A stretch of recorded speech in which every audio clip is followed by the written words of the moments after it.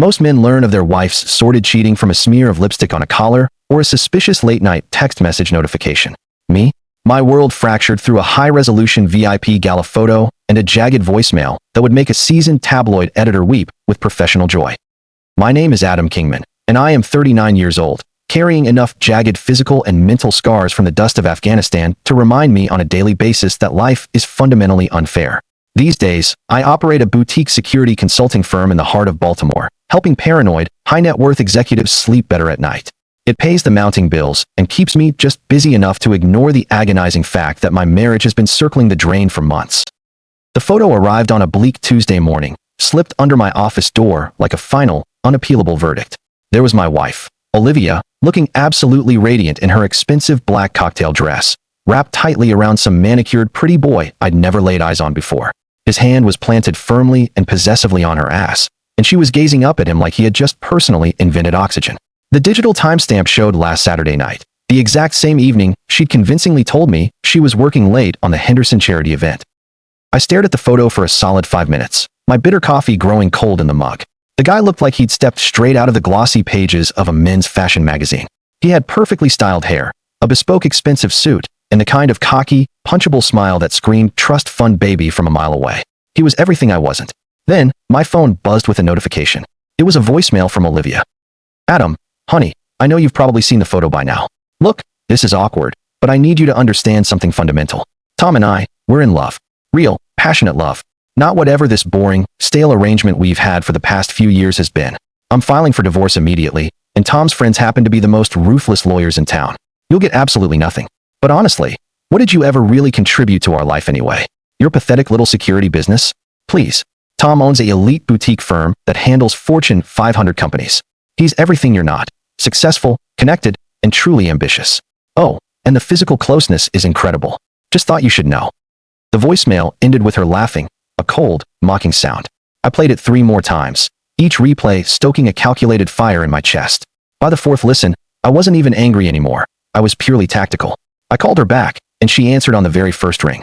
Adam, I hope you're not calling to beg for me to come back, she sneered. You have exactly 24 hours to change your mind and offer a sincere apology, I said, my voice as steady and cold as surgical steel. She laughed again, that same tinkling, condescending sound from the voicemail. Or what? You'll cry into your cheap beer? Face it, Adam. You're a has-been soldier playing at being a security guard. I'm upgrading to first class. 24 hours, Olivia. I repeated, and then I hung up. I immediately dialed Colonel Dutch DeLay, my former commanding officer who now ran a nonprofit for veterans. If I was going to wage war, I needed my old, reliable squad. Dutch, it's Adam. I need a significant favor. What kind of favor? His gravelly voice carried the heavy weight of 1,000 successful missions. The kind that requires surgical precision, maximum impact, and zero collateral damage. I replied. He chuckled darkly. Legal or illegal?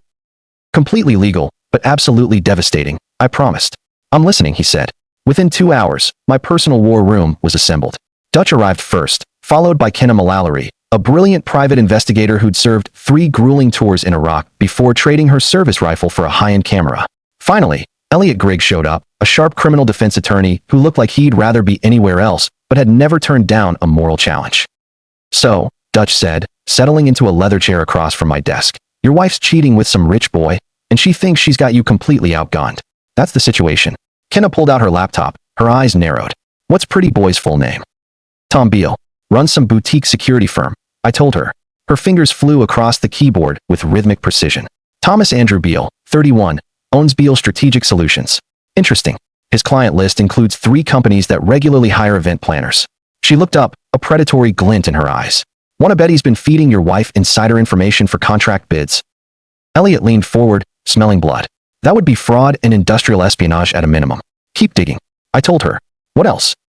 Give me an hour, Kenna said. But I'm already seeing some very interesting credit card activity. Your wife's been remarkably busy. My phone rang again. Olivia, having second thoughts yet? She asked without any preamble. Are you? I countered. God, no.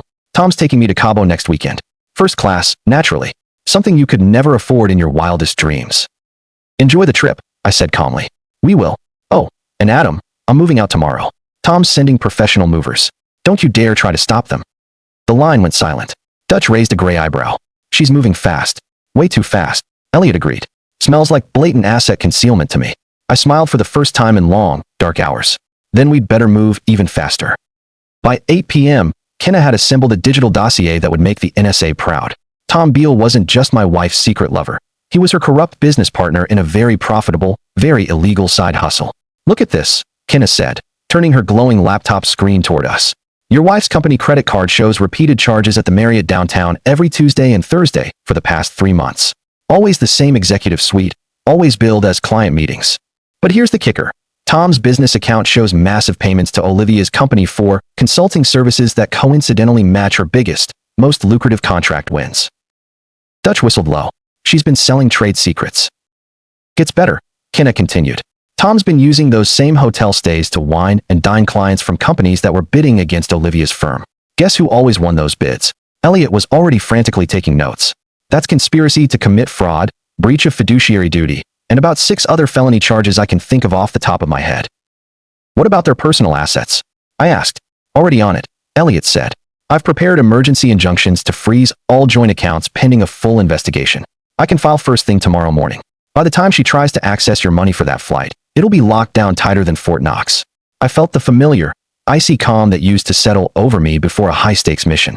Every piece was falling into its place. "Kenna, I need you to tail them tomorrow. Document every single thing.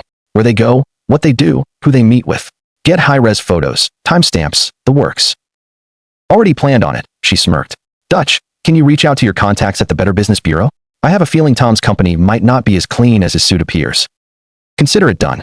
My phone buzzed with a mocking text from Olivia. "Movers coming at 9 a.m. Don't make this harder than it has to be." I showed the message to the group. "Perfect," Elliot said.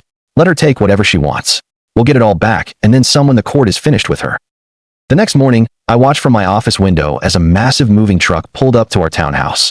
Olivia directed the movers with the cold efficiency of a general, pointing at furniture and priceless artwork like she was claiming conquered territory. Tom stood beside her, his arm draped around her waist, occasionally kissing her neck with performative affection. If they thought they were putting on a show for my benefit, they were right, but not in the way they intended. My phone rang. "Kenna here.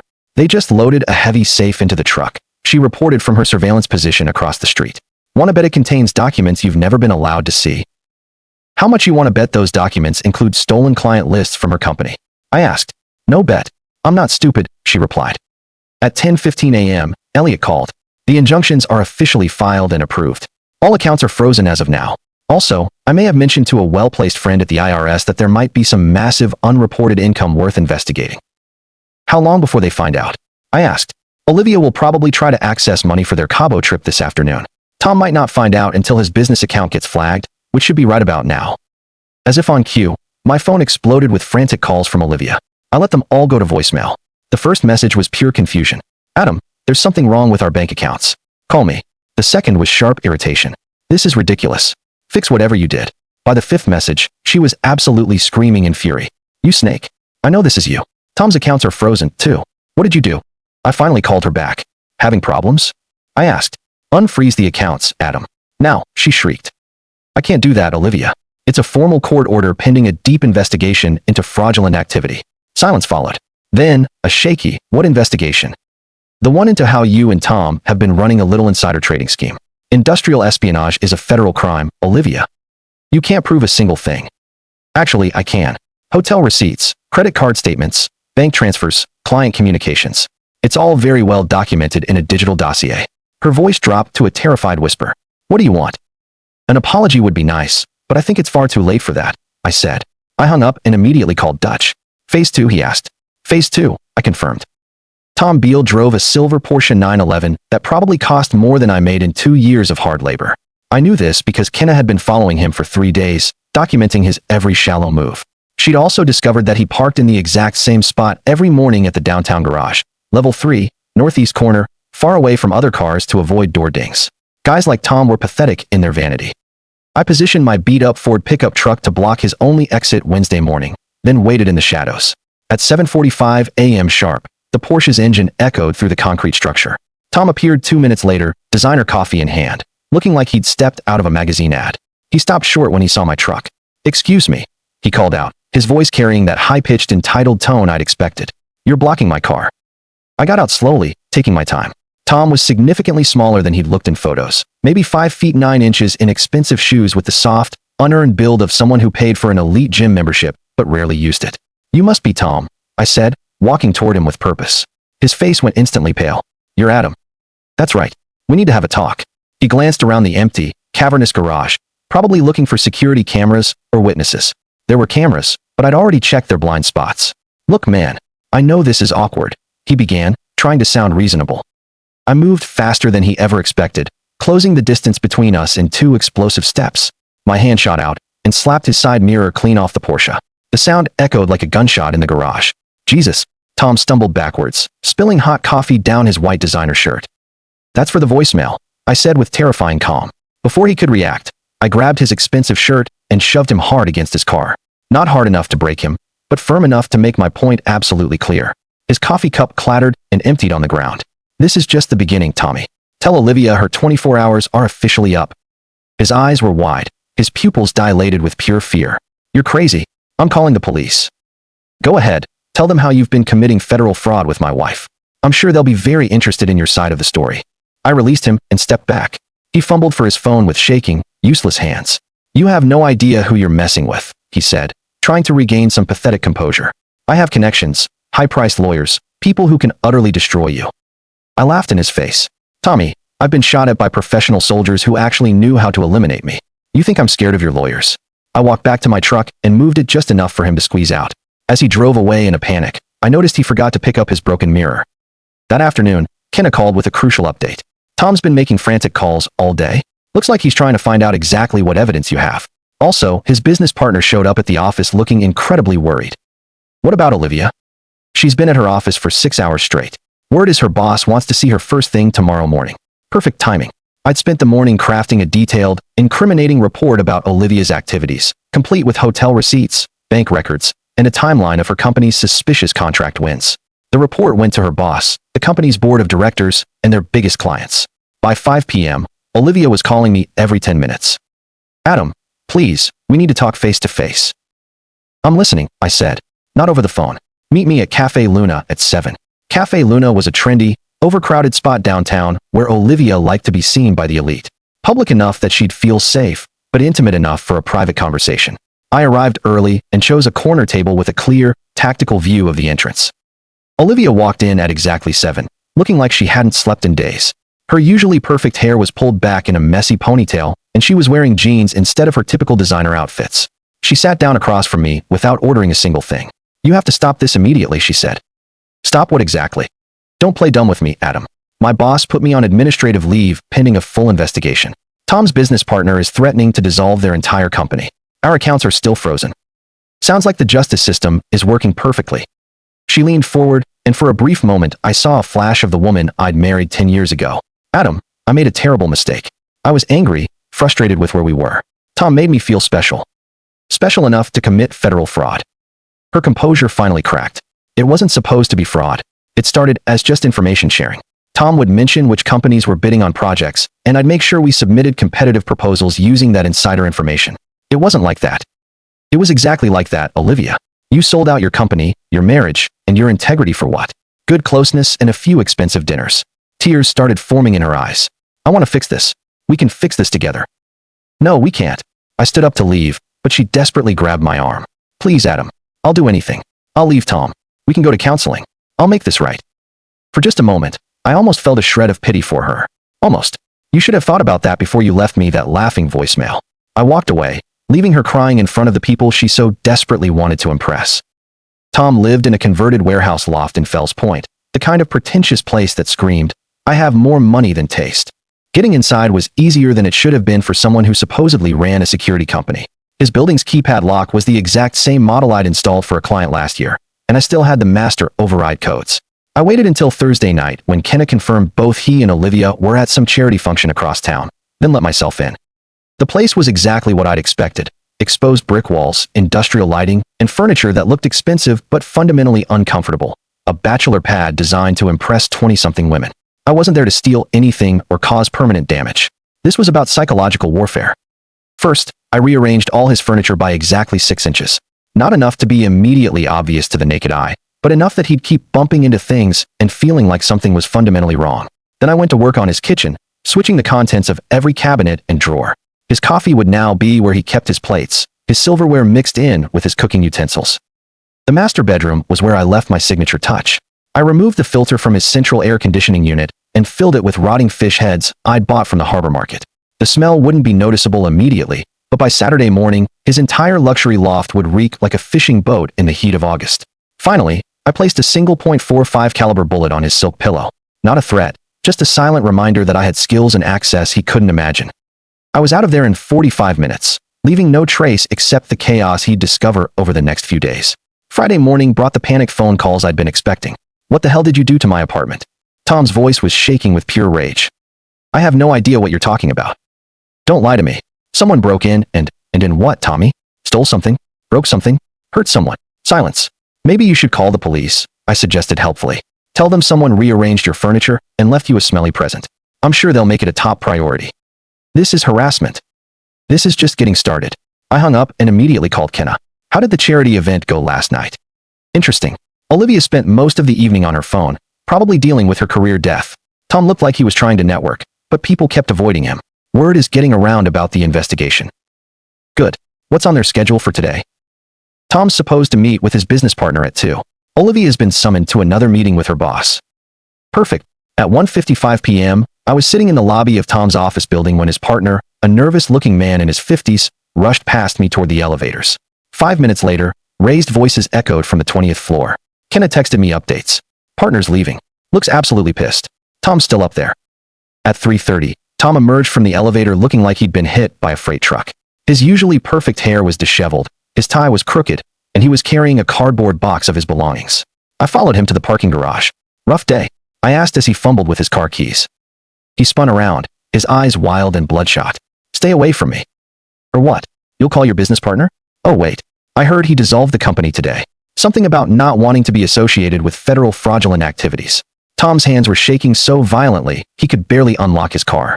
"You've destroyed everything I built." "No, Tommy, you destroyed everything when you decided to screw my wife and steal from her company. I'm just making sure the world knows about it." He finally got his car door open and threw the box inside. "This isn't over." "You're right.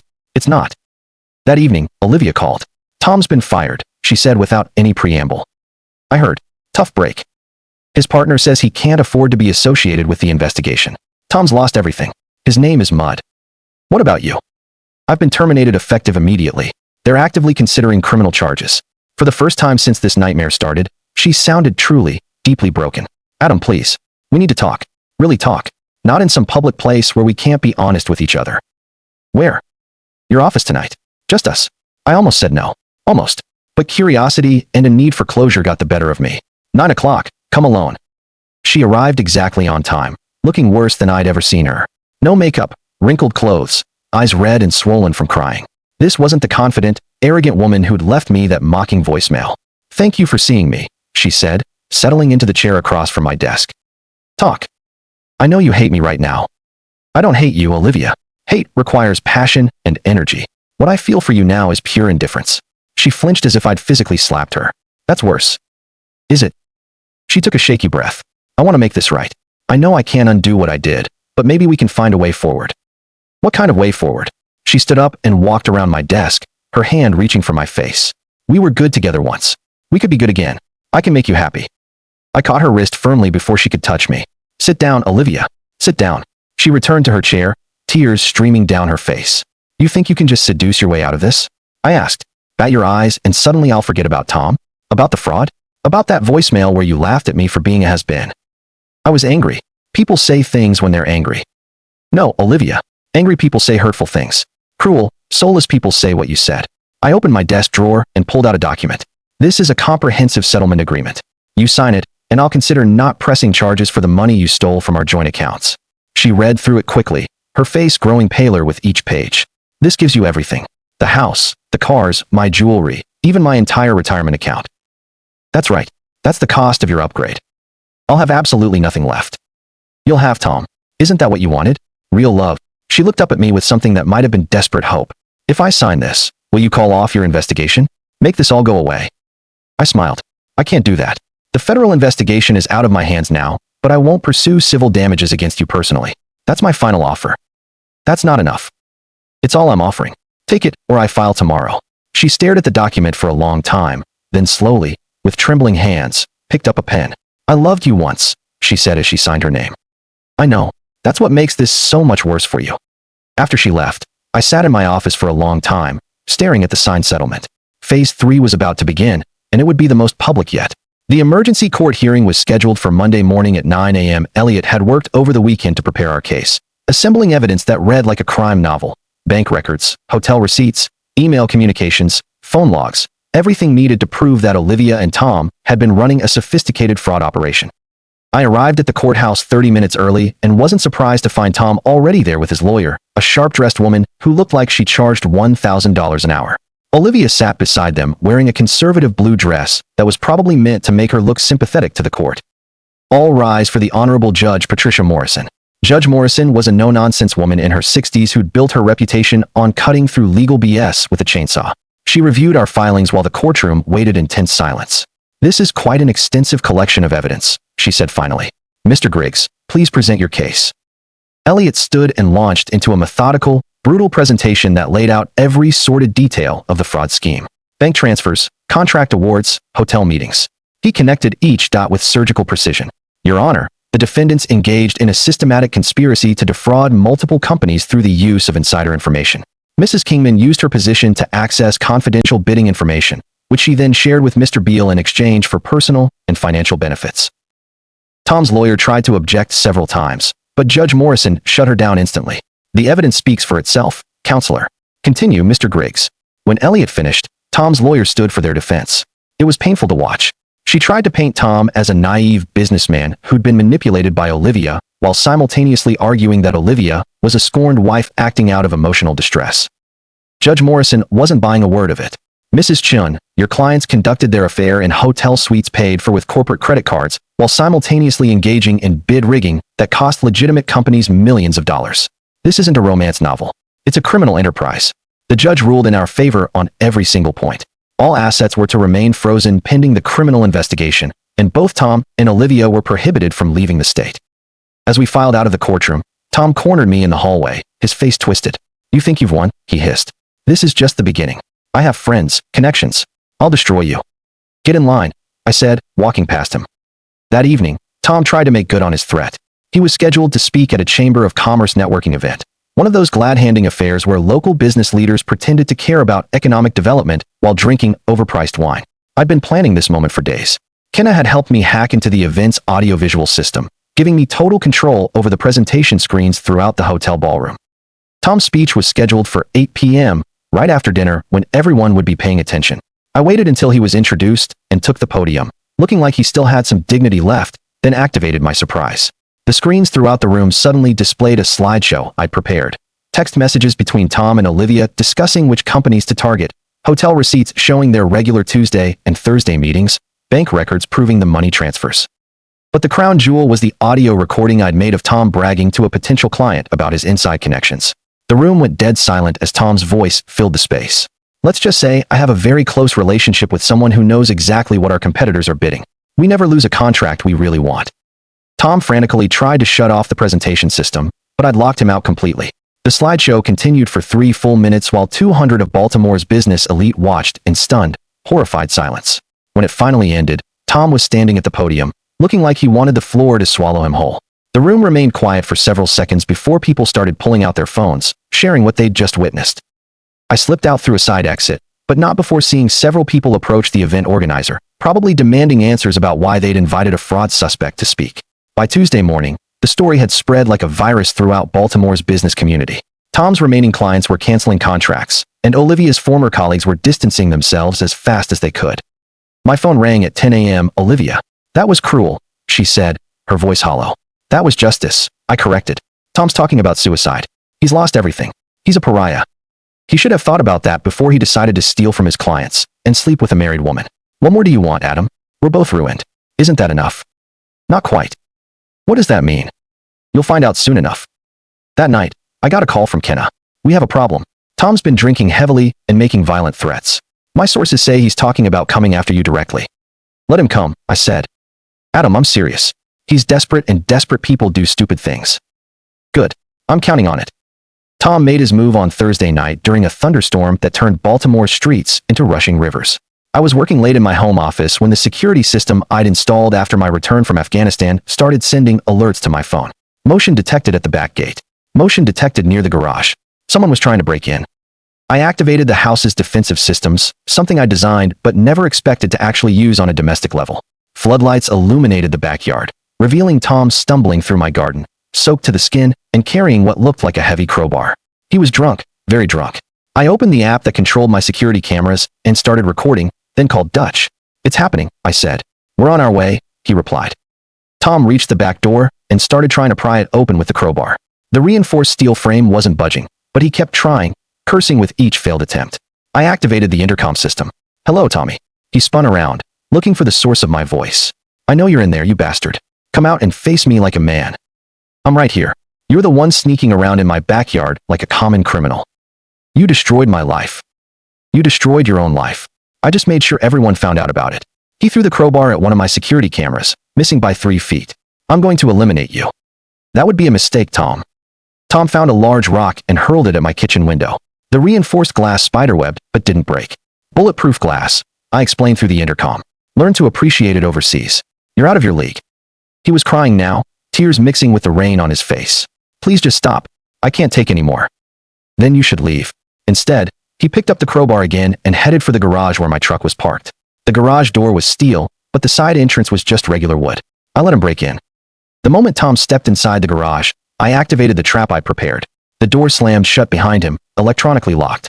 Emergency lighting bathed the space in a sinister red, and speakers hidden throughout the garage came to life with a recording I'd made earlier. "Welcome to my garage, Tommy. You're probably wondering why the door just locked behind you." Tom spun around, pulling frantically at the door handle. "Let me out. Let me out. You wanted to confront me, so let's talk. You see, breaking and entering is a felony in Maryland, especially when you're carrying weapons and making serious death threats." Smoke started pouring from vents near the ceiling, harmless theatrical fog, but Tom didn't know that. "What is this? What are you doing?" "I'm giving you a choice. You can stand there and wait for the police to arrive, or you can sit in that chair and listen to what I have to say." A single chair sat in the center of the garage, illuminated by a harsh spotlight. Tom looked around desperately, searching for another exit. There wasn't one. "The smoke isn't toxic," I continued, "but it will get thicker. The chair is your safe zone." He stumbled to the chair and sat down heavily, still clutching the crowbar. "Drop the weapon." He let it clatter to the floor. "Good. Now, let's have that conversation you wanted." I activated the garage's main lights and stepped through the door that connected to my kitchen. Tom's eyes were wide with fear and confusion. "You broke into my home," I said calmly. "Threatened to eliminate me, attempted to destroy my property. All of it recorded by multiple cameras and witnessed by my security system." I was drunk. I wasn't thinking clearly. "No, you were thinking very clearly. You decided that since you couldn't beat me legally or financially, you'd try violence. You're a coward, Tom." Tom started crying again. "I loved her. I really loved her." "You loved the idea of her, the excitement of stealing another man's wife, the thrill of getting away with fraud. You didn't love Olivia. You loved what she represented. That's not true, isn't it? When's the last time you called her? Since the court hearing? Since your public humiliation? How much time have you spent comforting the woman you claim to love?" His silence was answer enough. "You're here because you're angry at me, not because you're heartbroken over her. You're angry that someone finally held you accountable for your actions." Red and blue lights flashed outside as police cars pulled into my driveway. "They're here," I said. "Last chance to do this the easy way." Tom looked defeated. All the fight drained out of him. "What do you want?" "I want you to understand something. You thought you were better than me, smarter, richer, more connected. But you forgot one important thing." "What's that?"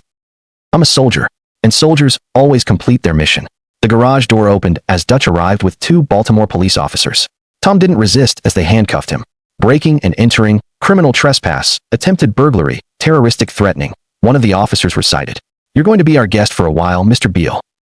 As they led Tom away, Olivia's car pulled up outside. She ran through the rain, reaching the garage just as the police car doors slammed shut. "Adam, please," she called out. "Don't let them take him. He's sick. He needs help, not jail." I walked to where she stood in my driveway, rain soaking through her expensive clothes. "Where were you tonight?" I asked. "What?" "When the man you claimed to love was having a breakdown. Where were you?" She looked away.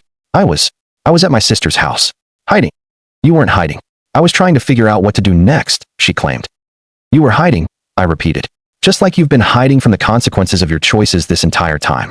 You only care about yourself." Thunder crashed overhead as the police cars disappeared into the night. It's over, Olivia. Tom's going to prison. You'll probably join him once the federal investigation concludes. Your career is finished. Your reputation is destroyed. And everyone you thought was a friend has abandoned you. She was sobbing now, completely broken. I told you that you had 24 hours to apologize and change your mind. You chose to mock me instead. You chose to steal from me, lie to me, and humiliate me. Every single thing that's happened since then has been a direct result of that choice. I turned to walk back into my house, then stopped. Oh, and Olivia? The closeness wasn't that great. I was faking it for years. Lightning illuminated the sky as I closed the door, leaving her standing alone in the storm. Through my kitchen window, I watched her collapse to her knees in my driveway, finally understanding that she'd lost everything. I poured myself a drink and sat in my living room, listening to the thunder fade into the distance. My phone buzzed with messages from Dutch and Kenna, checking to make sure I was okay. I was more than okay. I was victorious. Was Adam's calculated destruction of their lives a justified response to their betrayal, or did he become the very monster they accused him of being by taking his revenge so far? Thanks for watching, and don't forget to subscribe to the channel and leave a like. Share your thoughts about this story in the comments.